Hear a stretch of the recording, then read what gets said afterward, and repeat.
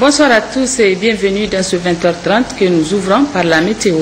La météo prévoit en cours de nuit des activités pluvio-orageuses faibles à modérées sur le Damagaram et un passage nuageux sur le centre et le nord des régions du fleuve avec de pluies faibles par endroits.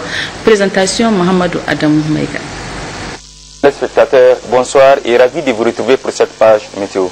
Aujourd'hui, la situation météorologique est marquée par un ciel nuageux avec néanmoins quelques éclaircies par endroits, mais surtout par le passage d'une zone pluvio-orageuse sur la région de Maradi. Et cet après-midi, cette même zone a évolué pour être sur la région de Dosso, mais surtout sur le Dandi. Et un peu plus à l'est, on note la présence de cette vaste zone pluvio-orageuse sur les régions du lac, s'étalant jusqu'au sud-est du Kawar. Nous prévoyons ainsi en cours de nuit des activités pluvio-orageuses faibles à modérées sur la région de Zender, un passage nuageux sur le centre et le nord des régions du fleuve avec des pluies faibles par endroits. Et pour la matinée de demain, c'est un ciel nuageux qui est attendu sur toute la bande sud du pays. C'est tout pour cette page météo. Au revoir et à demain, Inch'Allah. Célébration ce jour du 40e anniversaire de la fête nationale de l'arbre édition 2015, cérémonie qui a enregistré la présence de plusieurs personnalités civiles et militaires. C'est le président de la République, chef de l'État Issoufou Mahamadou, qui a donné le coup d'envoi en plantant un arbre sur le site de la faculté des sciences à l'université Abdou Moumouni de Niamey. Compte rendu Hamsat Mahamadou, Tahirou Hassan et Yahya Rabou. Ce 40e anniversaire de la fête nationale de l'arbre édition 2015 coïncide cette année avec le 55e anniversaire de l'indépendance du Niger, avec pour thème contribuant à la lutte contre la désertification et le changement climatique pour la promotion des énergies alternatives. Cette fête nationale de plantation d'arbres est une occasion pour tous les Nigériens de planter des arbres et de les entretenir, une façon de lutter efficacement contre la désertification dans notre pays. Pour cette 40e édition, l'université Abdou Moumouni de Niamey a été retenu comme site officiel de plantation des arbres et à cette occasion, le recteur de l'université a, au nom de la communauté universitaire, salué cette marque d'estime.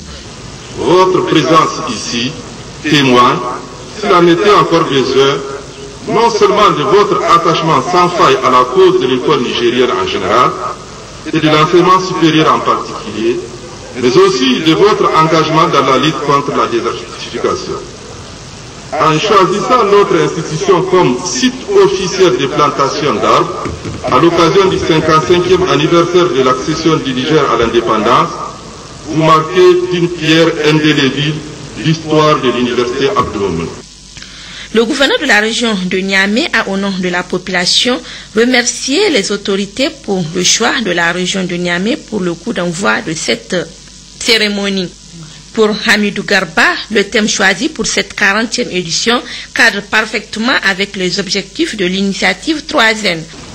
Permettez-moi, Excellence, Monsieur le Président de la République, Mesdames et Messieurs, en cette mémorable date, marquant la commémoration de notre indépendance, de vous transmettre au nom de la population de Niamey mes sincères remerciements pour le choix porté sur notre région en vue d'abriter l'édition 2015 de la fête de l'arbre. La région de Niamey, par ma voix, vous souhaite une bonne fête. Promouvoir les énergies alternatives et au-delà du simple slogan, un engagement auquel tous les Nigériens doivent souscrire, car le désert avance inexorablement et nos ressources forestières deviennent de plus en plus rares. La lutte contre la désertification est une affaire de tous, a dit le ministre de l'Environnement. C'est pourquoi il est nécessaire de faire la promotion des combustibles alternatifs au bois énergie. Contribuons à la lutte contre la déforestation et les changements climatiques par la promotion des énergies alternatives. Mesdames et messieurs, en choisissant ce thème, nous voulons d'abord attirer l'attention de tous les acteurs que face aux problèmes préoccupants de déforestation et de changements climatiques que subit notre pays, la vulgarisation des combustibles alternatifs au bois énergie, notamment le gaz et le charbon minéral, s'avère nécessaire. En effet, et comme vous le savez, malgré les diverses et abondantes potentialités énergétiques dont dispose le Niger, le bilan de la consommation finale des énergies domestiques reste encore marqué par une prédominance de la biomasse qui participe à hauteur de 80% au bilan énergétique avec plus de 90% de nos ménages utilisant le bois comme seul ou principal combustible domestique, induisant par là même une forte surexploitation des ressources forestières. Cette dépendance de la population vis-à-vis du combustible ligneux constitue un véritable défi pour notre pays qui voit son potentiel forestier subir des effets pervers d'une forte et incompressible demande, elle-même liée à une croissance démographique galopante. Investir pour créer les conditions favorables d'une plus grande diffusion des énergies alternatives au bois, plus qu'une nécessité, devient pour nous un devoir moral envers l'humanité confrontée au réchauffement climatique, mais aussi envers nos enfants à qui nous devons léguer un environnement plus propice à leur bien-être. Le coup d'envoi de cette 40e édition de la Fête nationale de l'arbre a été donné par le président de la République, El Hadj Issoufou Mahamadou. Le chef de l'État a à l'occasion inauguré officiellement le jardin botanique de la Faculté des sciences de la vie qui prévoit un minimum de 54 espèces de plantes médicales susceptibles de pousser au Sahel. Ce jardin botanique sera consacré aux étudiants en pharmacie et en sciences de la vie et de la terre et sera également ouvert à tous ceux qui s'intéressent aux plantes en matière de médecine traditionnelle. Notez qu'auparavant, plusieurs prix ont été décernés aux lauréats, notamment le prix du ministre de l'Environnement d'une valeur de 1 500 000 francs qui revient à la communauté villageoise de Gouna dans la région de Zender. Le troisième prix, celui du Premier ministre d'une valeur de 2 millions, reçu par la communauté villageoise de Maïjirgui, département de Tissawa, région de Maradi, pour leur site de régénération de 70 hectares qui a enregistré un taux de réussite de plantation de 75%. Ensuite, le deuxième prix, celui du président de l'Assemblée nationale d'une valeur de 2 500 000 francs, remporté par la communauté villageoise de Bédi, commune d'Ilela, pour une clôture d'une superficie de 200 hectares avec un taux de réussite de plantation de 83%. Le premier prix, celui du président de la République d'une valeur de 3 millions décerné à la communauté villageoise de Galma Nomade pour un site d'une superficie de 1488 hectares avec un taux de réussite de plantation de 90%. Notez qu'une visite guidée des stands a sanctionné la fin de cette cérémonie. Comme vous le savez, le président de la République, chef de l'État Issoufou Mahamadou, s'est adressé hier à la nation la veille de la célébration du 55e anniversaire de l'indépendance de la République du Niger. Un message axé sur la sécurité alimentaire et l'organisation des futures échéances électorales. Le chef de l'État appelle à l'union des Nigériens autour de ces trois préoccupations. Le résumé de Moussa Yahya. Le message livré par le président de la République, chef de l'État Issoufou Mahamadou, à l'occasion du 55e anniversaire de l'indépendance du Niger, est axé sur trois sujets majeurs. D'abord, parlant de la sécurité, le chef de l'État a rendu hommage aux victimes militaires et civiles de cette guerre injustement imposée à notre pays, avant d'évoquer les dispositions prises par l'État pour que les sacrifices ne soient pas vains. Le gouvernement a pris toutes les dispositions pour que ne soient pas vains les sacrifices suprêmes de ceux qui sont tombés et pour que triomphe la cause pour laquelle ils se sont battus. Il est déterminé à défendre nos institutions démocratiques, à assurer la sécurité de nos frontières, ainsi que celle des personnes et des biens sur l'ensemble de notre vaste territoire. Conscient de l'existence de l'effet papillon dans les affaires humaines, c'est-à-dire de la possibilité que des petites causes produisent de grands effets, le gouvernement suit dans les détails, quotidiennement, en rapport avec la hiérarchie militaire et à travers les réunions hebdomadaires du Conseil national de sécurité, la mise en œuvre des opérations conçues pour contenir les menaces auxquelles notre pays est exposé. Ces opérations enregistrent un succès indéniable. Ainsi en est-il de l'opération Zarmaganda, de la coopération avec l'opération Barkhane, des opérations Inga et Medounama, ainsi que des patrouilles départementales et régionales permanentes qui ont permis respectivement de protéger notre frontière avec le Mali, de fermer les passages à la frontière libyenne aux terroristes, aux trafiquants d'armes et de drogue, de porter des coups durs à Boko Haram, non seulement sur le territoire national, mais également sur le territoire du Nigeria, de marquer la présence de l'État et de porter la sécurité sur l'ensemble de nos régions. Le président de la République, Issoufou Mahamadou, a en outre loué les atouts de nos forces de défense et de sécurité, que sont la bravoure et le courage des hommes sur le terrain et le soutien sans faille du peuple nigérien à ces hommes. Mais le chef de l'État en appelle à davantage de mobilisation et de vigilance, étant donné le contexte sous-régional caractérisé par des foyers de tension qui entourent notre pays. Je voudrais le dire de manière solennelle. Chacun est responsable de sa sécurité et de la sécurité collective. Nous ne pouvons être négligents ou indifférents face à des menaces aussi graves et aussi brutales. Il faut donc veiller, surveiller et rester constamment vigilant. C'est, j'en suis convaincu, l'union de tous qui nous rendra plus forts.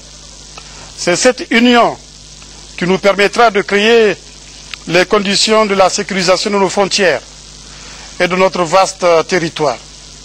C'est aussi cette union qui nous permettra de mieux contribuer à la sécurité régionale et internationale. Je félicite le gouvernement pour son ferme engagement avec les pays voisins en vue de créer les conditions de la sécurité commune. Je le félicite en particulier pour l'excellent travail qu'il mène sur le dossier libyen, sur le dossier malien et dans la lutte contre Boko Haram dans le bassin du Tchad. Mes chers concitoyens, les menaces actuelles auxquelles est exposé notre pays ne resteront pas figées. Elles connaîtront probablement une évolution dans les années à venir. Conscient de cela et convaincu des vertus de l'anticipation, le gouvernement a décidé d'engager une réflexion prospective en rapport avec ses partenaires sur l'évolution probable des menaces, sur l'adaptation de notre politique de sécurité nationale, de notre stratégie militaire, sur la gouvernance, la restructuration, l'entraînement, la formation et l'équipement des forces de défense et de sécurité. Je me permets d'insister sur la politique de sécurité nationale pour dire qu'elle sera réexaminée dans toutes ses dimensions économiques, psychologiques, politiques et militaires. L'une des dimensions de cette politique de sécurité nationale qui sera réexaminée est l'aspect économique, donc relatif à la sécurité alimentaire, qui constitue la deuxième articulation du message du président de la République. Le président Issoufou constate le retard dans l'installation de l'hivernage et s'appuie sur des prévisions météorologiques récentes pour tirer la sonnette d'alarme. Il faut non seulement anticiper sur les conséquences d'une telle situation, mais surtout l'ensemble de la nation doit se mobiliser et faire sienne de l'initiative 3N afin de conjurer le cycle infernal d'insécurité alimentaire. La présente campagne agropastorale est marquée par une installation tardive des pluies. La grande majorité des producteurs agricoles n'ont pu effectuer les semis des cultures pluviales qu'au mois de juillet, soit avec un mois de retard par rapport à une année normale. Du reste, cette installation tardive de la saison pluvieuse corrobore malheureusement les prévisions météorologiques effectuées par ACMAD qui annonce en outre avec une forte probabilité un arrêt prématuré des pluies en fin de saison. Cette situation, vous vous en doutez, pourrait impacter négativement le cours de la campagne agropastorale et susciter des inquiétudes légitimes chez les producteurs agricoles et les éleveurs. Je partage ces inquiétudes et nous prions Dieu pour qu'il apaise nos inquiétudes. Parallèlement, et ceci conformément à mon engagement d'assurer la sécurité alimentaire de notre peuple, j'ai instruit le gouvernement pour que soient prises toutes les mesures idoines afin d'anticiper sur les résultats de la campagne.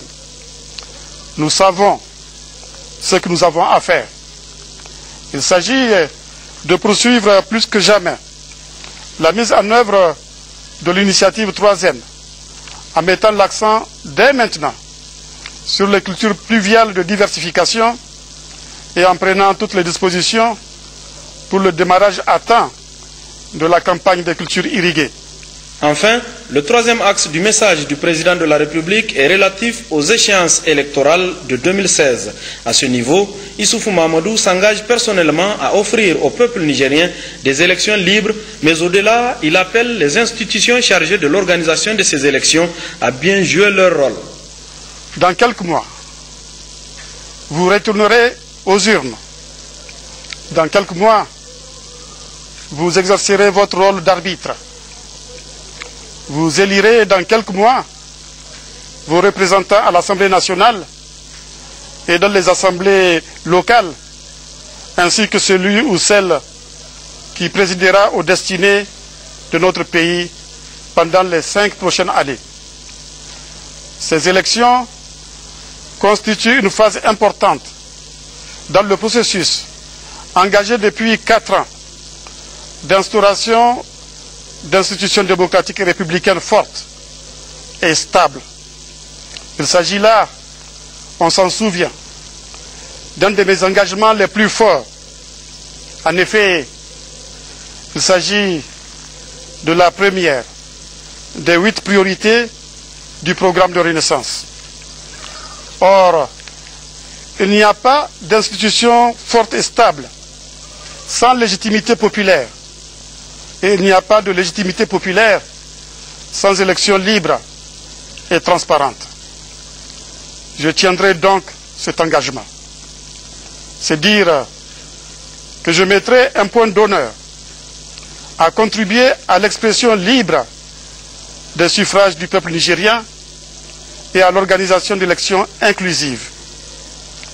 Mon parcours politique exempte de toute participation à des entreprises liberticides en constitue une solide garantie.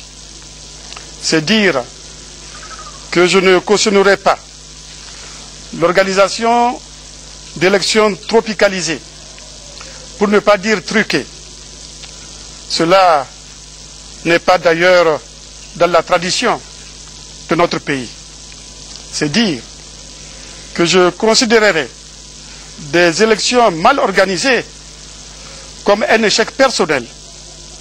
Et je ne serai jamais à la base d'un travestissement de l'expression de la volonté populaire.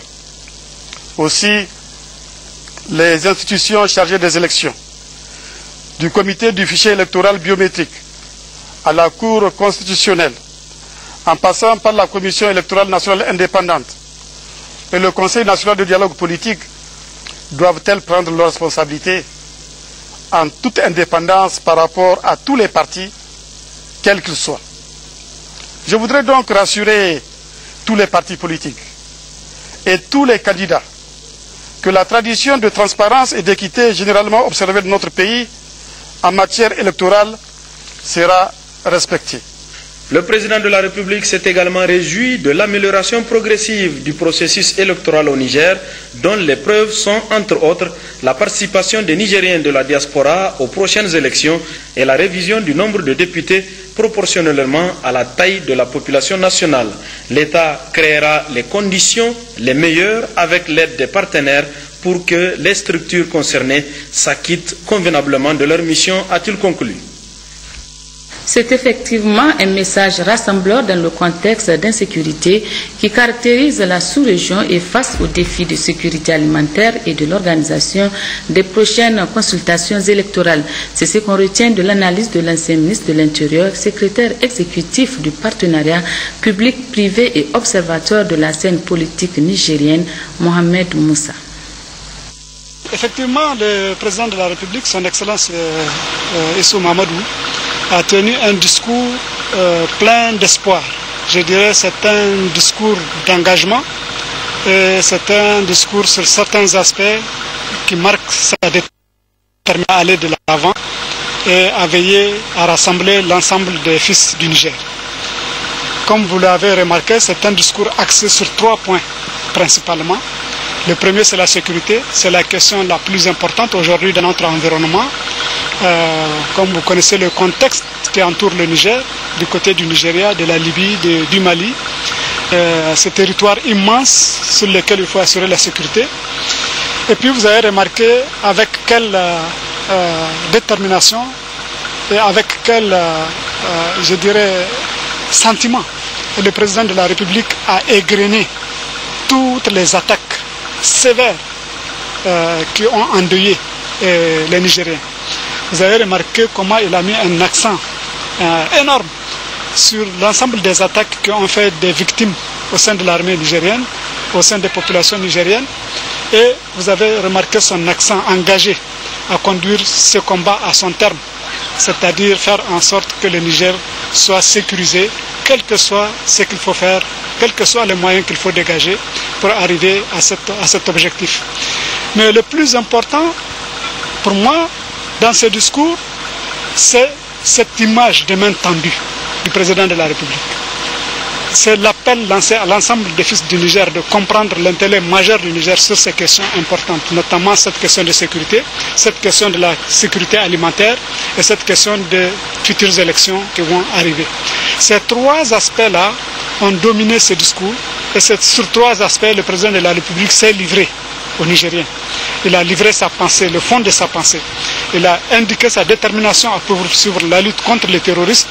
Il a indiqué et engagé l'ensemble des institutions de la République, particulièrement le gouvernement, à veiller à ce que la saison pluviométrique qui s'annonce délicate, les événements soient anticipés pour que les Nigériens ne connaissent pas les affres de la famine comme les années antérieures. Cela est extrêmement important. Maintenant, sur le point où le président a marqué un engagement encore plus déterminé, c'est la réussite du processus électoral au Niger.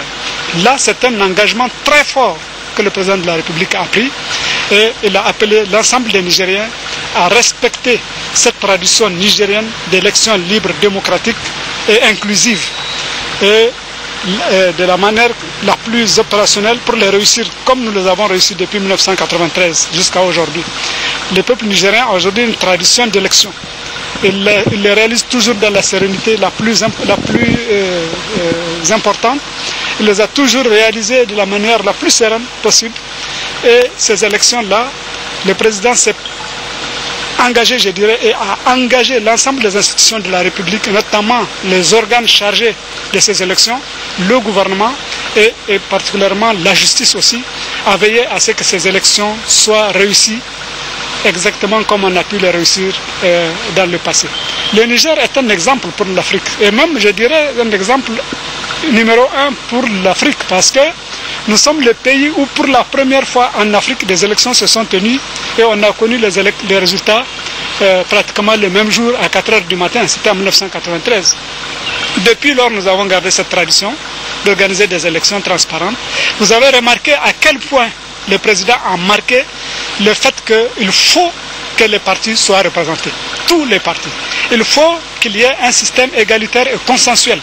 Il faut que donc les représentants de la mouvance présidentielle, comme ceux de l'opposition, se tiennent la main dans la main. Viser le même objectif, c'est de réussir à sauver encore une fois l'honneur de notre pays, organiser des élections, montrer notre maturité politique et démocratique au monde entier, et faire en sorte que les enfants du Niger ne courent aucun risque suite à l'organisation d'élections démocratiques. La dévolution du pouvoir au Niger, maintenant, tout le monde s'est mis d'accord là-dessus. On ne peut conquérir le pouvoir que par les urnes. Et j'ai trouvé le président particulièrement modeste à ce sujet. Il s'est mis vraiment à la dimension d'un Nigérien, qui est prêt à servir son pays et qui a servi déjà son pays et qui est prêt à servir son pays de nouveau. Il a tendu cette main à tous les hommes politiques pour dire, regardez dans un même sens. C'est le sens du développement de ces pays, c'est le sens de la réussite de ces pays. Et moi, je m'engage sur l'honneur, pratiquement ce qu'il a dit, à faire en sorte qu'il en soit ainsi. Je suis prêt à collaborer avec vous tous, en particulier, vous savez que s'adresser aux hommes politiques de l'opposition. Je suis prêt avec vous à faire en sorte que le Niger sorte grandi de ce qui va se passer dans le processus électoral prochain. L'image qu'il a donnée, c'est que tout ce qu'on fait, c'est pour le Niger. Et le Niger, ce n'est pas un phénomène transitoire. C'est un pays pour lequel il a des ambitions dans la durée. Vous voyez, les élections prochaines ne sont que des élections pour mettre en place des institutions qui vont une durée de vie de 5 ans. Or, le Niger ne s'arrête pas à 5 ans. Donc, vous voyez dans la projection du discours du président, son ambition de voir le Niger se démocratiser davantage, le Niger être capable d'assumer par lui-même, avec ses partenaires bien entendu, ce processus de maturité, de maturation même, je dirais, vers un contexte plus démocratique. L'autre élément, comme je l'ai dit, c'est cette image de main tendue. Vous connaissez bien le contexte nigérien d'aujourd'hui. Le président de la République, malgré toutes les vicissitudes du contexte politique, des difficultés qu'on a connues et qu'on connaît, de tous ces drames que le Niger a vécu, il reste debout. C'est cela qui est important. Il reste debout et il veut avec lui tous les autres Nigériens debout pour faire face à ces défis. C'est extrêmement important, je crois. Et je pense que beaucoup d'hommes politiques seront sensibles à cet appel. Beaucoup d'hommes politiques seront sensibles à cette détermination. C'est surtout lorsqu'ils s'étaient personnellement engagés à dire les élections, il y a des organes pour les réaliser. Je suis prêt à apporter tout mon soutien à ces organes. De l'autre côté, il s'est dit lui-même personnellement déterminé à faire en sorte que ces élections-là réussissent. Parce que c'est un enjeu majeur. Mais l'autre enjeu majeur, c'est la saison pluviométrique. Là, il a lancé l'appel que tous les Nigériens comprennent à la prière. Parce qu'il n'y a que la prière qui peut aider dans certaines situations. Bien entendu, en engageant le gouvernement à anticiper ces difficultés, cela montre la détermination des dirigeants à faire en sorte que ce que le Niger a connu, c'est-à-dire par défaut de pluviométrie, on tombe immédiatement dans les famines. Ça, c'est une préoccupation importante pour le président de la République, il a fait le sortir. Donc le gouvernement aujourd'hui est très fortement interpellé à anticiper, parce que le président a même indiqué les prévisions de l'ACMAD pour indiquer attention, la saison a commencé tard et elle risque de se terminer tôt. Prenez les dispositions pour que l'absence de pluviométrie ne soit pas synonyme de famine ou de disette. Et évidemment, il a marqué son point fort, c'est l'initiative 3N. C'est le moment de faire la preuve que l'initiative 3N est capable de faire face à des situations difficiles.